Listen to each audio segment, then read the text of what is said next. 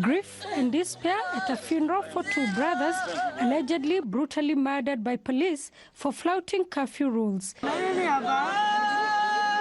The two, 19-year-old Emmanuel and 21-year-old Benson Dwiga, adding to the growing list of young Kenyans who have died as a result of police brutality in Kenya. The people that we've documented since this year alone is 172.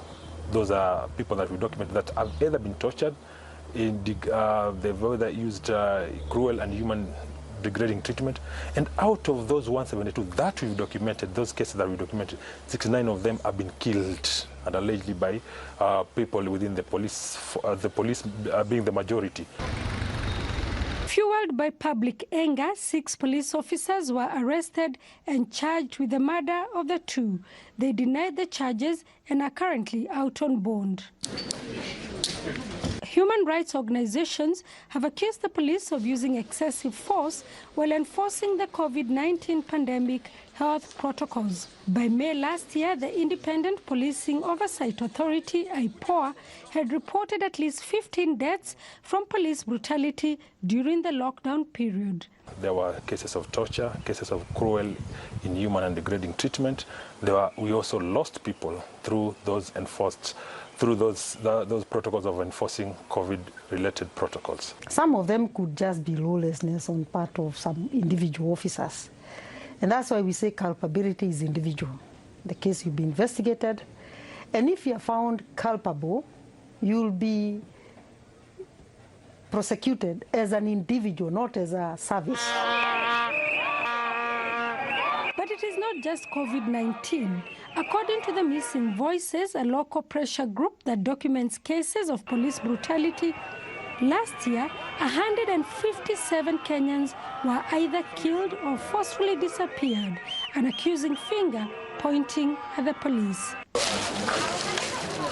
Fidesia Wamborogetao, or Mama Kevin, painfully narrates how in 2019, her 22-year-old son, Kevin, met his death at an alley in the sprawling shanty, allegedly in the hands of the police as he begged for mercy.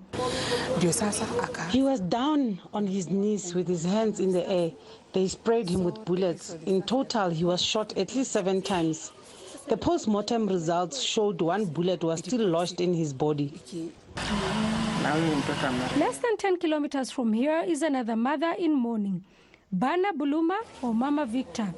2 of her sons were allegedly shot and killed by police in 2017 during protests after the country's disputed elections. On the ground, I met just only Bernard.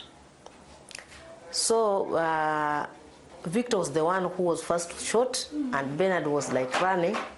Then he said he heard when Victor calling. When he just looked behind to look for the brother, it was when he was shot. In another slum in Nairobi, another mother is in mourning, a son and a grandson.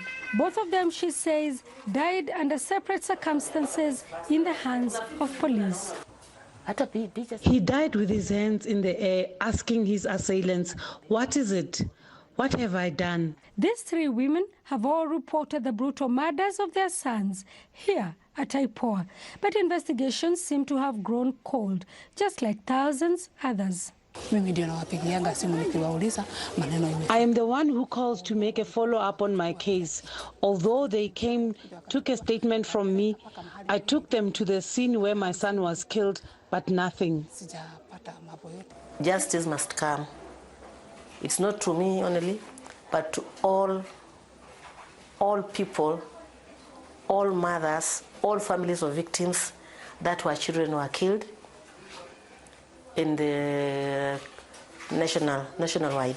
Since it was established just over 10 years ago, IPOA has received and processed 18,166 complaints.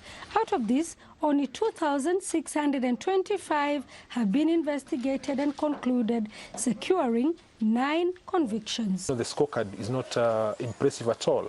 IPOA, however, says it has done its best given the challenges it faces. Human resource, financial, and that affects our ability to devolve. We are currently in 8 regions. The Constitution expects us to devolve to the 47 counties. Mama Victor has, however, not been silenced. Together with several other mothers and widows that are seeking justice for their slain children and husbands, they have come together to form Mothers of Victims and Survivors Network, a group that now documents cases of police brutality in the country. So that we may raise our voice, and the countrywide or the worldwide to know what's happening in Kenya. It may look like it's taking long, but ultimately justice will be delivered. This, They Were Us, a publication of those victims of police brutality. Their names now immortalized between these pages, a painful reminder of justice delayed. Sarah Kimani, SABC News, Kenya.